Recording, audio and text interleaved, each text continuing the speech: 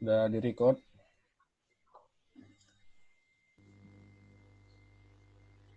Baik, terima kasih atas kesempatan yang diberikan kepada kami dari kelompok 4. Jadi di sini kami akan memaparkan proyek yang telah kami diskusikan rancangannya, di mana pada proyek kami ini kami berjudul pemanfaatan energi cahaya menjadi sumber energi pada pemakaian tas ransel.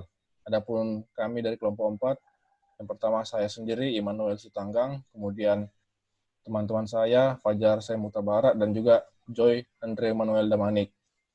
Oke, kita lanjutkan.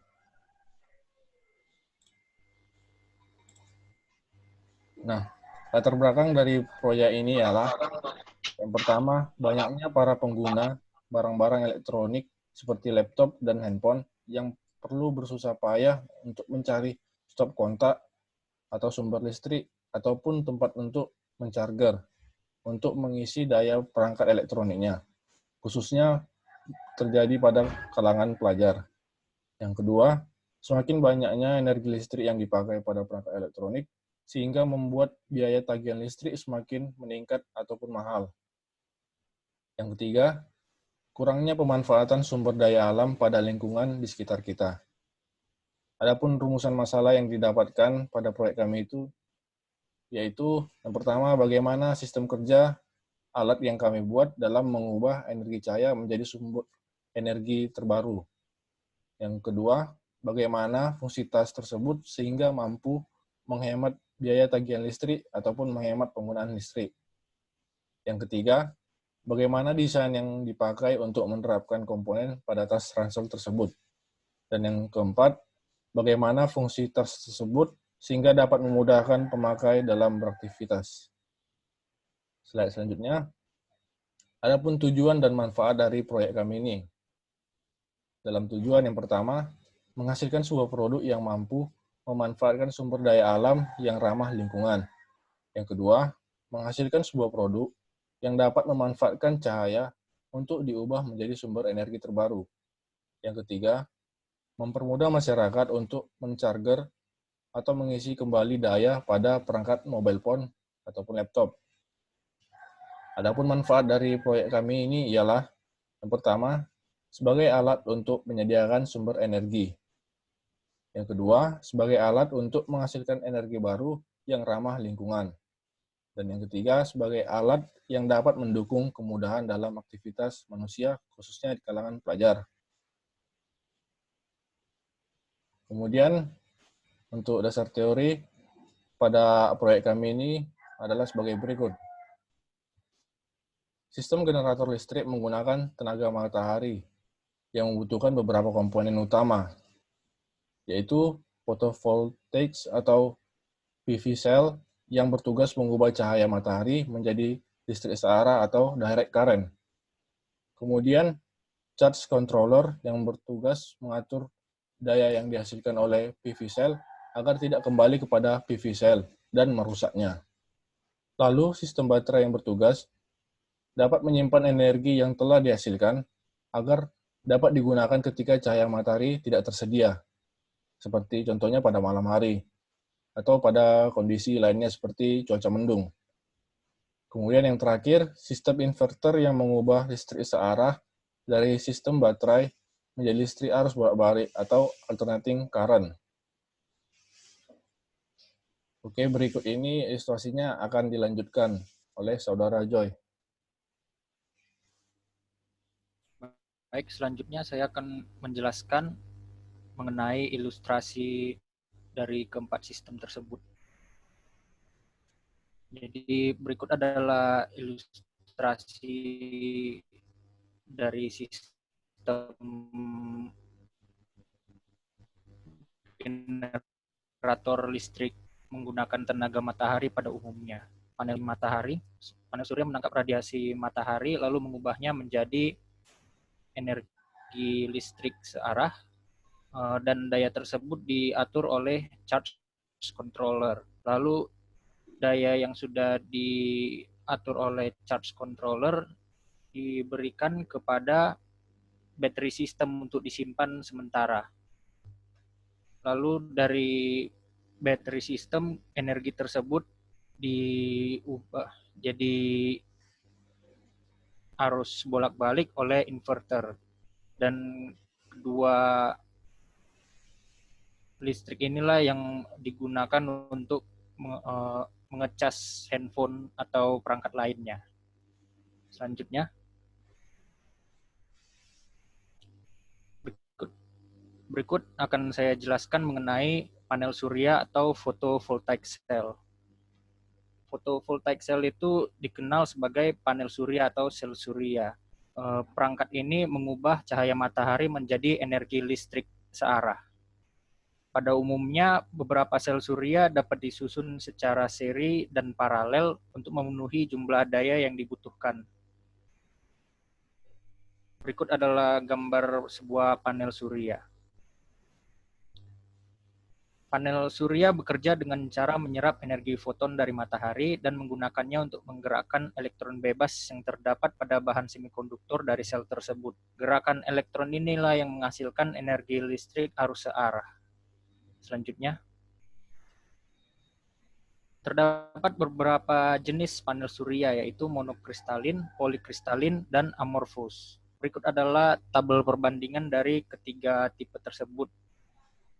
Jadi pada jenis monokristalin, kelebihannya adalah efisiensinya yang tinggi dari 15% hingga 20%, efisien tempat atau ukurannya lebih kecil, memiliki jangka hidup yang lebih panjang, pada umumnya bekerja lebih baik daripada panel surya jenis polikristalin. Sedangkan kekurangannya yaitu dia mahal, menghasilkan limbah silikon yang banyak, lalu kualitasnya menurun seiring dengan meningkatnya temperatur.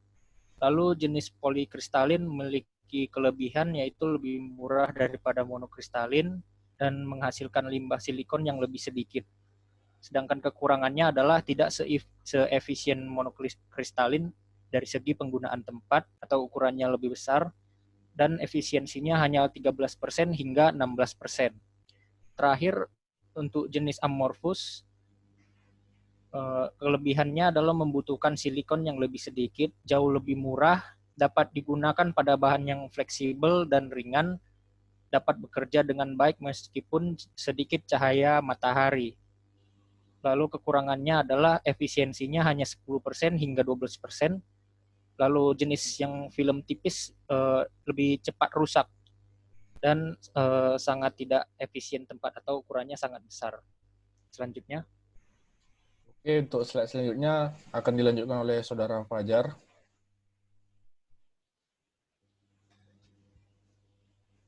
Oke, selanjutnya yaitu adalah charging circuit atau sistem pengisi daya. Sistem pengisi daya untuk proyek ini harus memiliki regulator tegangan dengan kapabilitas untuk mengatur tegangan agar sesuai dengan beban yang diberikan.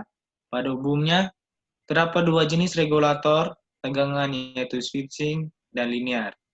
Regulator jenis switching dapat dibagi kembali menjadi tipe buck atau penurun tegangan, bus, penaik tegangan, dan inverter mengubah arus searah menjadi arus bolak-balik. Selanjutnya, untuk blok diagram ini akan dijelaskan kembali oleh Jody Manik.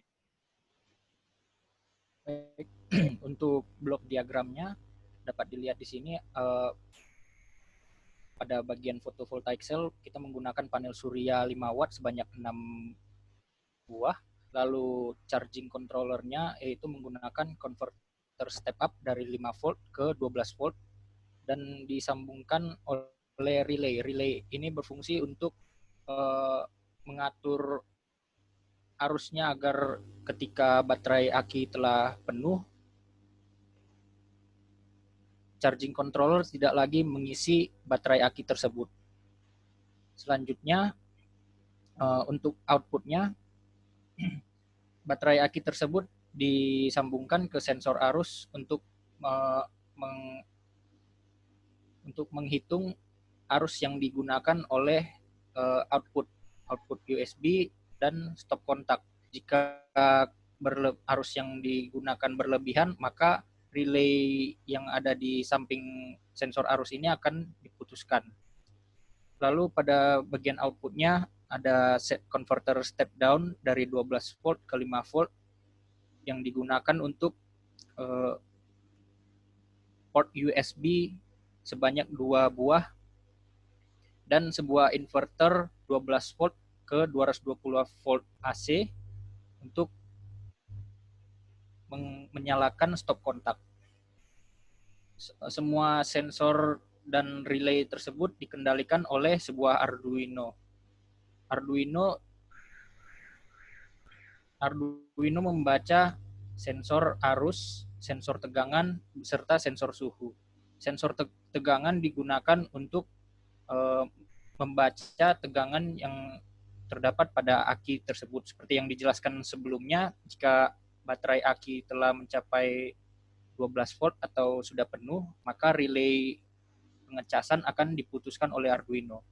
Lalu jika sensor arus membaca arus yang sangat tinggi, maka Arduino juga akan memutuskan relay yang ada untuk mengatur output. Selanjutnya untuk sensor suhu membaca suhu dari semua sistem ini agar tidak terjadi kelebihan suhu dan merusak komponen-komponen yang lain. Selanjutnya,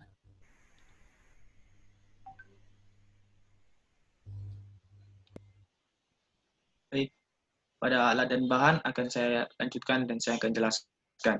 Pada alat dan bahan, kami kuliah sebanyak 6 buah dengan ukuran 14,5 kali 8,9 kali 0,2 cm dengan wattnya yaitu 5 watt.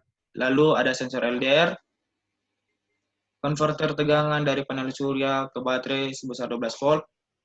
Lalu ada baterai 12 volt, ada Arduino, ada saklar on off, ada stop kontak, ada USB sebanyak 2, ada konverter tegangan baterai ke USB, ada konverter baterai ke 220 volt, tas anti air, dan sensor tegangan.